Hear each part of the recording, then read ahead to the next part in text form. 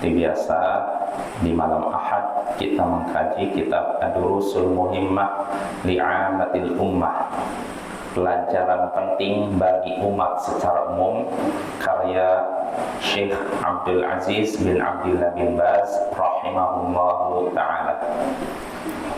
Ya, pada pertemuan sebelumnya kita sudah masuki pelajaran pertama, bahkan kedua ya. Jadi pelajaran pertama, pelajaran yang penting diketahui oleh semua umat, semua muslim, yaitu pertama surat Al-Fatihah dan surat-surat pendek. Ini harus kita pelajari, wajib kita pelajari.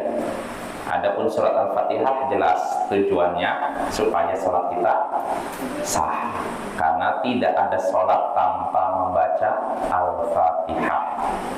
Maka penting belajar Al-Fatihah, baik cara membacanya atau maknanya.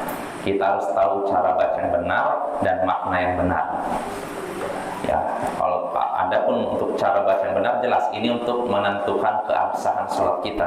Karena kalau membaca kita, cara membaca Al-Fatihah salah, maka sholat kita jadi tidak sah. Apalagi kalau jadi imam, maka harus Al-Fatihahnya benar, karena nanti dia bertanggung jawab atas sholat makmum yang ada di belakangnya.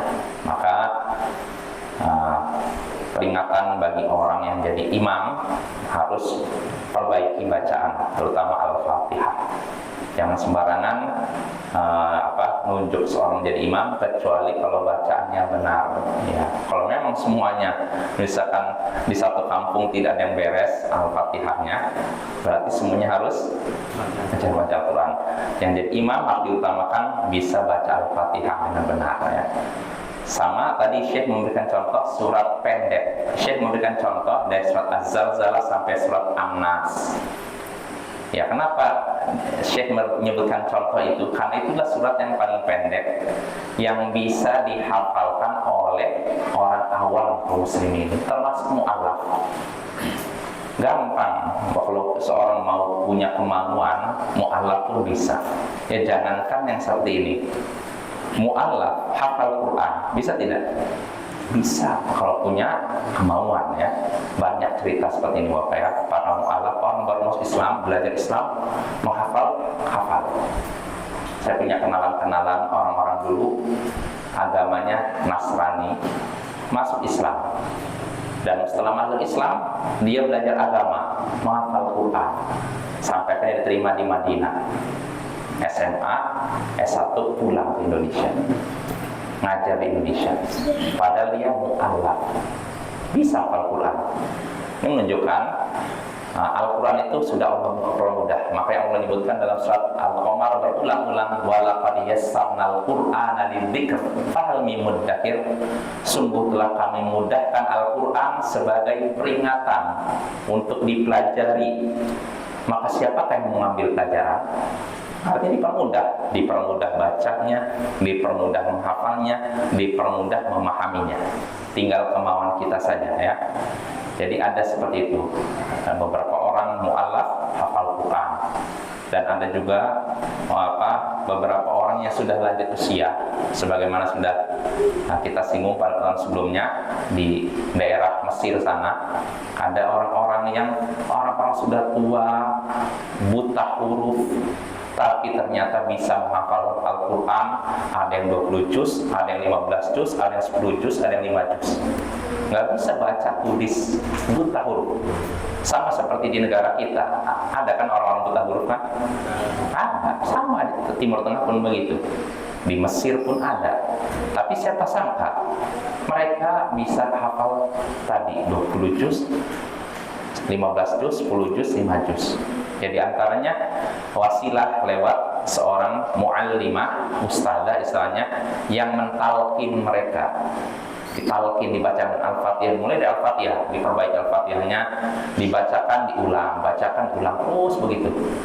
Sehingga akhirnya dari hasil kesungguhan ustazah ini, kegigihan ustadzah ini, ternyata guru-guru murid-muridnya atau ibu-ibu yang nenek-nenek udah tua-tua ini, yang buta huruf ini bisa menghafal beberapa juz Al-Quran. Yang paling tinggi katanya 20 juz. Dibikin lomba, ada yang 20 juz, ada yang 15 juz, ada yang 10 juz. Bayangkan, mereka menghafal Al-Quran cuma dari dengar, karena mereka tidak bisa baca. Nah itu mudah kan? Didengar aja bisa hafal, apalagi kalau udah bisa hafal, pendengarannya bagus plus bisa baca. Wah, ini lebih mungkin lagi untuk menghafal Quran ya. Jadi syekh ini tidak, artinya cuma anjuran, tidak ditekankan semuanya hafal Al-Quran, karena para sahabat juga tidak semuanya hafal Al-Quran, apa ya. Jadi kalau bagi yang punya kemampuan Quran, hafal Quran. Tapi kalau nggak mampu ya tadi, minimal surat Al-Fatihah dan surat-surat pendek. Ya, Az-Zalzalah sampai An-Nas ini tidak panjang, saya perhatikan, ringan ini. Dari Az-Zalzalah, setelah itu Al-Adiyat, Al-Qari'ah, At-Takatsur, kan begitu. Terus pendek-pendek. Saya yakin kalau orang benar-benar punya kesungguhan bisa menghafal itu. Sekali lagi, jangankan itu yang hafal 30 juz saja bisa, apalagi cuma Az-Zalzalah sampai An-Nas. Ya, kenapa demikian? Ya, karena jangan sampai nanti bacaan salat kita katanya 30. Qul huwallahu ahad, qul a'udzu birabbil falaq, qul a'udzu birabbin nas. Begitu terus. Nah, ini ya kalau orang benar-benar nggak mampu ya dimaklumi. Tapi kalau orang mampu baca Quran, mampu menghafal, hafalnya cuma 30 katanya, qul huwallahu ahad, qul a'udzu birabbil falaq, qul a'udzu birabbin nas. Tentu saja ini tidak layak ya. Kalau bisa tambah lagi ya. Ya diantaranya minimal nih Az-Zalzalah sampai surat An-Nas. Ya dihafal dan bacanya harus benar. Apalagi kalau jadi imam. Sekali lagi, kalau imam ini tanggung jawabnya berat, maka harus punya ngerti fikih sholat dan bacaannya benar. Ya, maka tanggung jawab imam ini berat. Saking beratnya banyak para sahabat yang tidak mau jadi imam ya. Ya kalau itu udah biarkan orang saling nunjukkan, ya enggak juga. Ya artinya kalau memang bagi yang punya kemampuan, misalkan di antara jamaah yang ada banyak yang hafalannya pas-pasan. Nah dari yang pas-pasan ini kan pasti ada yang punya lebih kan. Nah yang lebih ini jadi imam selama dia bacanya benar. Nah maka bahwa penting ya supaya sholat kita sah. Dan kalau imam itu kan tanggung jawab terhadap sholat makmum ya. Jangan sampai memalukan jadi imam udah pakai mic keluar pula bacanya salah. Karena saya pernah dengar sendiri dulu waktu masih jadi santri itu, imam ini orang udah tua, jadi pengen jadi imam sepanjang masa sepertinya. Kan kalau di kampung kayak gitu kan. Padahal tuh di Depok loh, Depok tuh udah kota lebarnya walaupun pinggiran Jakarta lah. Tapi udah lumayan, tapi tetap aja ada model-model kayak gitu. Pengen jadi imam sepanjang masa. Jadi walaupun bacanya berantakan terus pendek, jadi imam pakai mic keluar pula. Yang saya sampai sekarang masih ingat, dia itu baca Al-Kafirun. Qul ya ayyuhal kafirun la a'budu ma ta'budun. Astagfirullah. Pakai mic keluar ini. Karena ini bahaya sekali, maknanya benar-benar menyimpang. Ya harusnya kan qul ya ayyuhal kafirun la a'budu ma ta'budun. La-nya panjang kan? Iya. Nah, tapi dia bacanya pendek, la a'budu ma ta'budun. Ini artinya menyimpang, berubah total. Kalau la a'budu ma ta'budun, aku tidak akan menyembah apa yang kalian sembah. Namanya apa? Tauhid kan? Ya tidak. Aku tidak akan beribadah kepada apa yang kalian ibadahi. Aku tidak akan menyembah apa yang kalian sembah. Tauhid kan? Tapi si imam ini bacalanya pendek. La a'budu ma ta'budun. Artinya jadi berubah 180 derajat. Artinya aku benar-benar akan menyembah apa yang kalian sembah. Apa yang namanya? Syirik. Nah ini kan naudzubillah min dzalik. Imamnya baca pendek dan pakai mic keluar dengar keras. Wah ini geleng-geleng. Nah ini kayak gini kan pertama nggak tahu diri ya. Dia karena ngerasa sudah tua, jadi seakan-akan paling berhak jadi imam. Nah ini di beberapa tempat begitu ya. Beberapa tempat, nggak semuanya. Di Indonesia kan ada seperti itu. Pengen jadi imam sepanjang masa. Nanti kalau dia meninggal yang gantikan siapa biasanya? Anaknya. Jadi kayak warisan. Nah nggak ada kayak gitu dalam Islam. Nggak ada sistem pewarisan, nggak ada. yang menentukan, yang berhak jadi imam bukan anaknya imam, tapi orang yang bacanya paling baik. Ya, plus ngerti fikih sholat. Dan ulama beda pendapat mana yang afdol. Yang jadi imam itu orang yang paling hafal, paling fasih, atau paling ngerti fikih. Kalau mazhab Syafi'i menyatakan yang paling faqih, paling ngerti fikih sholat. Sedangkan ulama lain menyatakan yang paling fasih bacanya. Ya, ada beda pendapat. Cuma wallahu alam yang lebih kuat yang paling faqih. Faqih itu paling ngerti fikih sholat ya. Karena fikih sholat itu menentukan seorang bisa tahu sholatnya batal atau tidak lewat apa? Fikih. Kalau nggak ngerti fikih dia sembarangan sholatnya. Ya. Selain bacanya juga harus benar ya. Nah, jadi itu pelajaran ya, baik kita, Bapak, kita semua harus belajar Al-Fatihah yang benar dan surat-surat pendek, kata Syekh. Ya, kita semua harus siap ya. Apalagi Ahlus Sunnah yang mendengung-dengungkan kita mengikuti sunnah Nabi, kita mengikuti salaf. Maka ketahuilah sunnah Nabi yaitu membaca Al-Quran dengan benar, terutama surat Al-Fatihah. Kalau kita mengikuti salaf semangat mempelajari Al-Quran, terutama surat Al-Fatihah. Ya, maka semangat Bapak ya, belajar surat Al-Fatihah, surat-surat Al-Quran, tafsir Al-Quran. Nggak ada ruginya walaupun kita anggap belajar cuma surat itu saja. Syekhul Islam Ibnu Taimiyah punya majelis di Masjid Damaskus, di Masjid Jami'nya, setiap salat Jumat membahas surat Al-Fatihah. Setiap Jumat nih selesai salat Jumat. Tapi sudah beberapa bulan lamanya tidak selesai pembahasan Al-Fatihah. Kenapa? Kenapa kira-kira Ramadan? Dia Syekhul setiap selesai Jumat beliau mengadakan majelis tafsir membahas Al-Quran. Dimulai dari Al-Fatihah, tapi udah beberapa bulan nggak selesai-selesai. Kenapa? Enggak, pembahasan tafsir. Kenapa kok nggak selesai-selesai?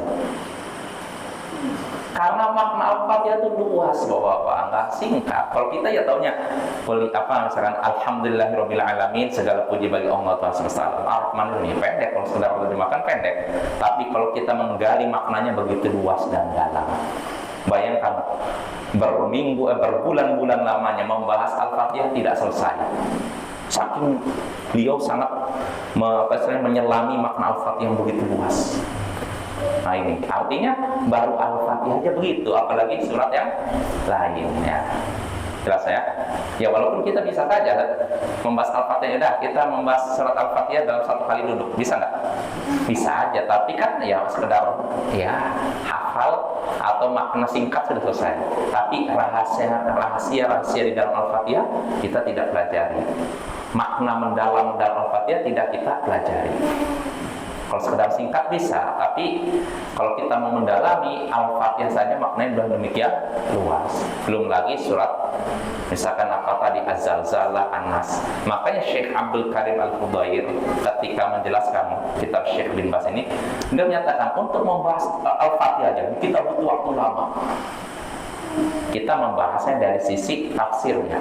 Membahas Al-Fatihah ini butuh waktu lama, apalagi surat kata Syekh bin Baz Az-Zalzalah sampai An-Nas. Ini lama. Apalagi surat Al-Baqarah, apalagi surat Al-Imran. Jadi ya begitulah belajar ya. Sepanjang hayat, seumur hidup kita. Nggak ada belajar itu, saya udah selesai belajar tafsir selama 2 tahun selesai, udah setelah khatam, udah makan nasi kuning, udah selesai. Nggak begitu ya, seumur hidup kita ya. Nggak ada istilah pensiunnya. Pensiunnya kalau sudah masuk kubur, baru berhenti, baru libur belajar. Tapi Bapak jangan bayangkan, berarti Syekhul Islam ngajar tafsir Al-Quran nggak selesai Al-Fatihah padahal udah berbulan-bulan. Berarti belajar agama itu rumit, susah. Nggak rumit, ya susah, mudah. Yang penting kita mempelajari dari dasar. Kalau kita belajar dasar ke atas mudah. Tapi kalau kita belajarnya loncat, ini yang bikin pusing. Terutama ilmu-ilmu yang nggak ada manfaatnya. Ilmu filsafat, ilmu kalam, ilmu tasawuf. Yang kalaupun kita tidak belajar, nggak akan merugikan kita. Ya, karena Karena itu kan ilmu-ilmu buatan orang, ya, yang ada campur tangan dari unsur-unsur asing. Ya.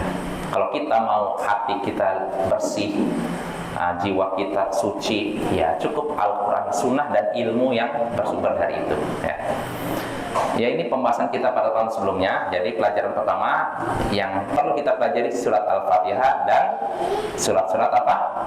Pendek. Syekh memberikan contoh dari surat Az-Zalzalah sampai surat An-Nas. Ini sekedar contoh saja.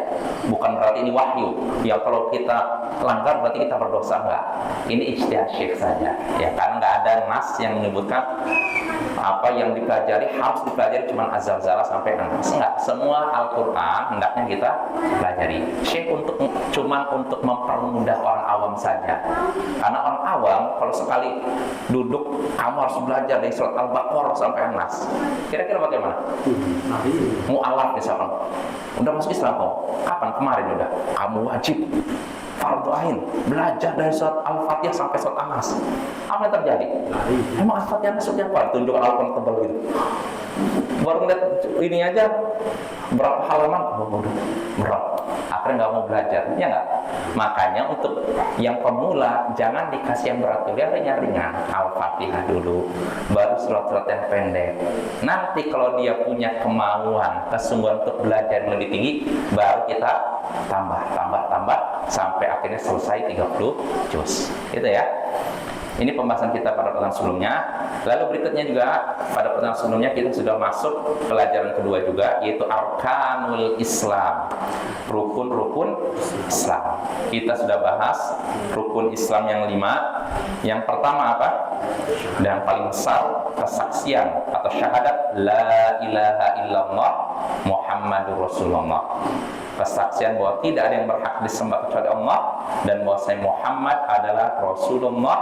Yashrahu ma'aniha, kata Syekh, hendaknya sambil dijelaskan maknanya.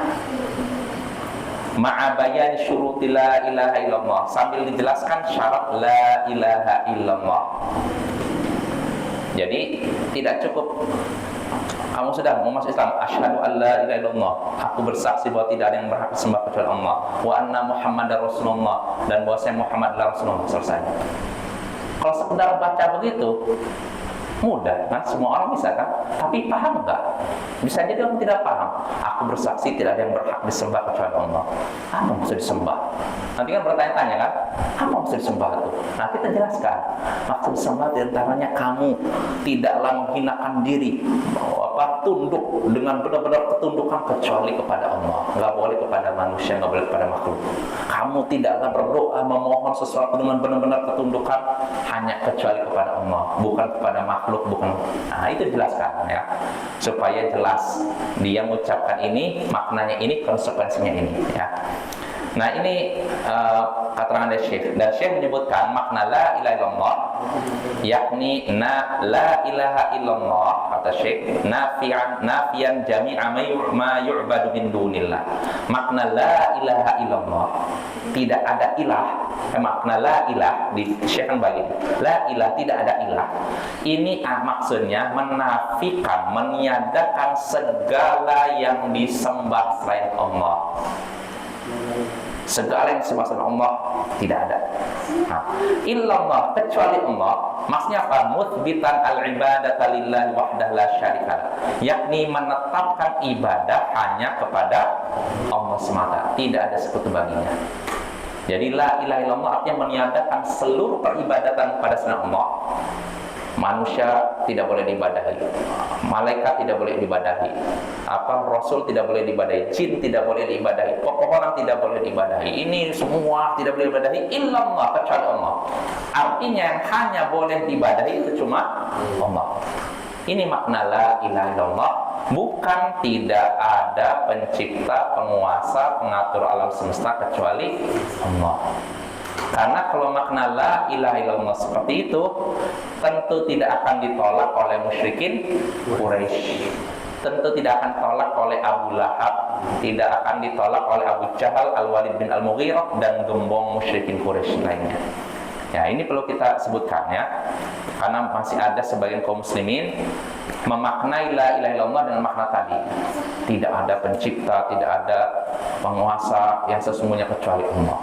Ya kalau misalkan makna seperti itu nggak akan ditolak oleh Abu Jahal, nggak akan ditolak oleh Abu Lahab, tidak akan ditolak oleh musyrikin Quraisy. Ya. Maka ini perlu kita jelaskan. Yang dasar seperti inilah kita jelaskan. Nggak usah tinggi-tinggi, nggak usah kita membahas perdebatan fikih, nggak perlu. Untuk orang awam nggak perlu. Kita jelaskan dasar tauhid seperti ini. Dan seandainya kita ngajarkan seperti ini, sepele kan? Remeh kan, maksudnya bukan remeh dalam artian pendek kan, tapi kalau orang ini paham maknanya dan mempraktekannya, itu paham istilahnya kebaikannya lebih baik daripada dunia dan seisinya. Dan sudah kita bahas, ada seorang pelacur masuk surga gara-gara ngasih minum anjing, ya kan? Padahal air cuma berapa teguk air kan? Maka bagaimana pula orang yang memberikan tauhid kepada seorang, memberikan minuman tauhid kepada seorang, memberikan air kepada anjing saja menyebabkan masuk surga, apalagi memberikan tauhid kepada seorang. Jelas maksud maknanya? Artinya besar pahalanya. Kalau ngasih air aja pahalanya besar, apalagi kita ngajari orang tauhid, menjelaskan makna ibadah, lalu syirik dan semacamnya. Nah ini makna la ilaha illallah. Lalu berikutnya, nah sekarang kita baru masuk pembahasan baru. Jadi kata Syekh, kita hendaknya, kan pelajaran kedua kita menjelaskan tentang rukun Islam yang 5 itu, 5 rukun Islam. Yang paling pertama apa tadi? Syahadat la ilaha illallah. Nah ini kata Syekh harus dijelaskan juga maknanya dan syarat-syaratnya. Maknanya tahu dan syarat-syaratnya harus tahu. Loh, kenapa harus tahu syarat-syaratnya? Bukankah la ilaha illallah itu adalah kunci surga? Ya tidak. Betul tidak? Kunci surga, kita kalau masuk surga kan butuh kunci. Kuncinya la ilaha illallah. Tapi yang namanya kunci kan ada geriginya. Makanya Wahab bin Munabbih, seorang ulama tabi'in pernah tanya, bukankah la ilaha illallah adalah kunci surga? Ya betul, kunci surga. Artinya seorang nggak mungkin masuk surga kecuali dengan kuncinya, itu la ilaha illallah. Tapi yang namanya kunci ada geriginya. Nggak bisa kita membuka pintu kalau tidak ada, ya nggak? Nah begitu pula kita masuk surga. Kalau kita membawa la ilaha illallah, betul, ini udah ada kuncinya, tapi kunci yang nggak ada geriginya nggak akan bisa masuk surga. Nah, geriginya itu apa? Syarat-syaratnya. Nah, apa syarat-syaratnya di sini? Kita baca keterangan dari Syekh Abdul Aziz bin Baz rahimahullah. Wa amma syurutu la ilaha illallah fahiyal ilmul munafi lil jahli wal yaqinu al munafi lil syak wal ikhlasu al munafi lil syirk wa sidqul munafi lil kadhibi wal mahabbatul munafiyatu lil bughdi wal inqiyadul munafi lit tarki wal qabulul munafi lir raddi wal kufru bima yu'badu min dunillah. Wa qad jumi'at fil baitain al-atiyain ilmun yaqinun wa ikhlasun wa sidqu kama mahabbatin wa inqiyadi wal qabuli laha wa zidata minha al-kufranu minka bima siwal ilahi minal asya'i qad kulliha. Nah ini adapun syarat la ilaha illallah, yakni Syekh menyebutkan ilmu, tahu, yang meniadakan kebodohan. Kita baca dulu baru kita bahas. Syarat la ilaha illallah ini yaitu ilmu yang meniadakan kebodohan, yakin yang meniadakan keraguan, ikhlas yang meniadakan syirik, penyekutuan, jujur yang meniadakan kedustaan, cinta yang meniadakan kebencian, tunduk yang meniadakan penolakannya. Penolakan nanti di bawahnya itu meninggalkan. Lalu wal qabulul munafi lirad, dan menerima yang meniadakan penolakan, penerimaan yang meniadakan penolakan. Lalu 8 wal kufru bima yu'badu min dunillah, yaitu mengingkari apa yang disembah selain Allah. Ini 8 syarat la ilaha illallah. Ada 8 syarat. Nah, pertama kita bahas yaitu ilmu. Ilmu artinya apa? Tahu, yang meniadakan kebodohan.